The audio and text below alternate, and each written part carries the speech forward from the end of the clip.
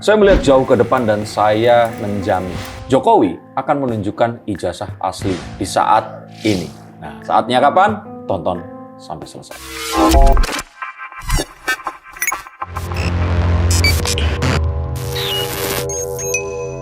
Halo saya Seekers, kembali berjumpa bersama saya Denny Darko. Tidak ada yang namanya misteri, yang ada adalah tanda-tanda yang kita semua coba untuk mengerti.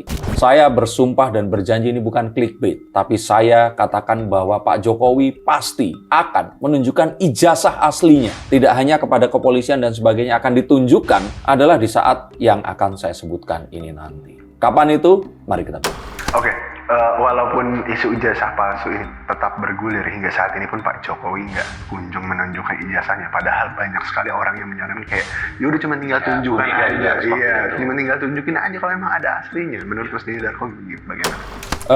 Ada panggung depan, ada panggung belakang. Panggung depan tentu saja mengatakan bahwa jika hal seperti ini dirawat dan diberikan panggung, dan bahwa Pak Jokowi ini adalah presiden ke-7, maka ini akan menjadi sebuah presiden yang buruk terhadap apapun yang akan terjadi di masyarakat. Kebayang nggak kalian semua yang naik kendaraan bermotor, terus kemudian kalian akan tanpa ada sebuah operasi khusus dari kepolisian, kalian di-stop dan diminta untuk menunjukkan surat dan juga license kalian. Padahal tanpa ada alasan. Apakah kalian merasa nyaman dengan hal ini? Atau misalkan kalian mengendarai sepeda motor, terus kalian di-stop oleh seorang debt collector yang mencurigai bahwa surat yang kalian punyai itu adalah surat yang terdaftar di, atau kendaraan yang terdaftar di leasing mereka ini tadi. Ini kan satu hal yang pasti akan menjadi sebuah permasalahan di mana orang akan berhak untuk mendalilkan sesuatu, tapi orang yang dituduh yang harus membuktikan terbalik tuduhannya ini tadi. Tapi di panggung belakang, tentu saja, ini adalah sebuah kesengajaan yang cerdas dari seorang Joko Widodo untuk merawat namanya agar masih tetap terus dan selalu dibicarakan. Oke, tapi pada akhirnya apakah memang kalau kita bilang itu juga, apa ya bahasanya, disimpan karena ini sudah masuk proses hukum, ada pertimbangan itu atau enggak menurut Mas Denny Darko? Ini dari awal memang ditujukan untuk itu, dan mengapa Pak Jokowi akhirnya melaporkan untuk pertama kali loh seorang presiden ke-7 melaporkan orang-orang yang menghina ya kalau saya bilang, atau mempermasalahkan dirinya dari dulu sampai sekarang. Bahkan saya bilang kalau disebut ijazah palsu itu nggak lebih parah dibandingkan dicap PKI. Tapi orang-orang itu nggak pernah dilaporkan. Tapi kenapa seperti ini? Karena menurut saya, kalau teori saya sebelumnya di konten saya yang dulu itu mengatakan bahwa orang-orang ini karena keterlaluan sudah sampai datang ke rumah dan keluarga Pak Jokowi. Yang kedua, ya saya pikir karena melihat peluang untuk membuat ini jadi sebuah isu yang akan dibicarakan. Tapi kembali, Pak Jokowi tidak bisa kita salahkan, karena yang mulai isunya bukan dirinya. Kecuali kita bisa membuktikan kalau ternyata Roy Suryo ternyata dibayar diam-diam oleh Pak Jokowi. Itu kan nggak mungkin ya? Mungkin nggak, mungkin iya juga. Kita nggak tahu. Cuman maksudnya di satu sisi juga Pak Jokowi ini selalu membuat kisah-kisah, maksudnya kayak saya udah nunjukin ke wartawan, saya udah nunjukin ke polisi, kayak emang memberikan harapan akan menunjukkan nanti. Itu kepandaian dan kepiawaian Pak Jokowi yang mengetahui berpolitik di era sosial media mungkin memang harus seperti ini. Tapi memang ya kita nggak bisa kalau kita bilang menyalahkan hal itu tadi. Bahkan kalau menurut saya, kalau orang mau membandingkan secara langsung, orang kan selalu bilang Pak Prabowo ini lebih hebat, jago bahasa Inggris, terus kemudian dia juga seorang tentara, dan dia juga memiliki kecerdasan yang di atas rata-rata dan sebagainya. Ingat bahwa tidak semua orang memulai karir mereka di titik yang sama. Jika ternyata kita balik, Pak Jokowi menjadi anaknya Pak Sumitro Jayadikusumo, maka Pak Jokowi pun akan menjadi seorang yang hebat. Pak Prabowo saat menjadi anak dari orang tuanya Pak Jokowi, yang kita juga lupa ya orang tuanya siapa ini. Saya pikir ya dia akan bertumbuh menjadi seorang Joko Widodo yang mungkin saja nggak terlalu piawai bahasa Inggris, tapi pandai berstrategi. Jadi ingin saya katakan bahwa ya ini adalah sebuah kecerdasan spasial yang dimiliki Pak Jokowi untuk menjaga namanya dan keluarganya ini tetap dibicarakan. Tapi apakah ini hanya langkah dari kepala Pak Jokowi, tidak ada orang di balik Pak Jokowi? Ada dong. Saya pikir ya, saya udah katakan kan jimatnya Pak Jokowi, ditonton lebih dari 100.000 orang juga. Ini adalah Opung Luhut. Dan ini adalah banyak-banyak, kalau kita bilang itu step-step dari mungkin tindakan spy atau intelijen ya, yang mana menyebarkan sebuah ide, mendengungkan sesuatu, quotes on quotes, memprovokasi massa. Ini kan kemampuan dasar intelijen yang ya kalian jangan tersesat nonton film James Bond, karena intelijen yang asli itu nggak seperti itu.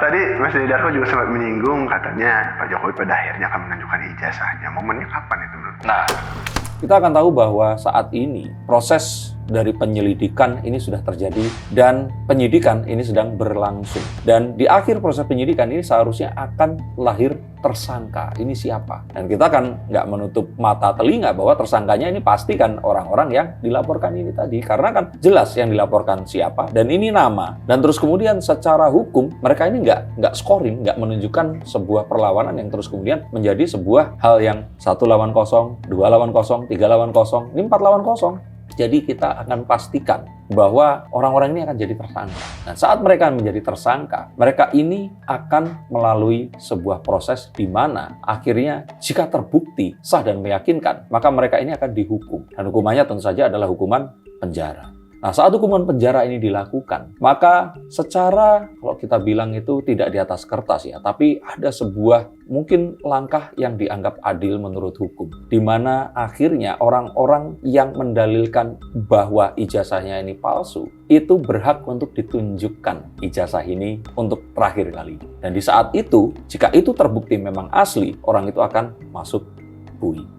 Oke, apakah memang pada akhirnya maksudnya kasus ijazah palsu ini kan memang banyak dinamika politiknya juga di dalamnya, karena nggak cuma sekedar kasus pidana atau mungkin pencemaran nama baik biasa yang memang tidak ada motif lainnya, tapi banyak juga yang berasumsi Pak Jokowi ini justru memang mengulur waktu agar dia ini terlihat seperti korban. Memang iya. Makanya dia kalau memenjarakan orang tuh dia nggak salah, dia membela diri. Memang iya dan nggak salah. Pengacara dari trio kwek-kwek ini, karena kan berisik ya, seperti itu.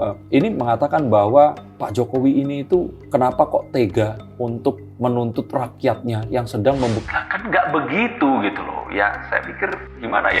Membela ya, tapi logika yang dimasukkan itu bahkan untuk orang awam pun itu nggak masuk. Bahwa saat dituduhkan memiliki ijazah palsu, itu saja kan sudah sebuah nalar yang keliru tanpa ada sebuah hal yang memicu itu tadi. Kalau hanya melihat dari yang diunggah oleh seseorang yang tidak memiliki afiliasi dengan Pak Jokowi, terus kemudian menilai unggahan digital itu tadi dengan mengatakan bahwa artinya ijazah Pak Jokowi ini palsu, kan aneh.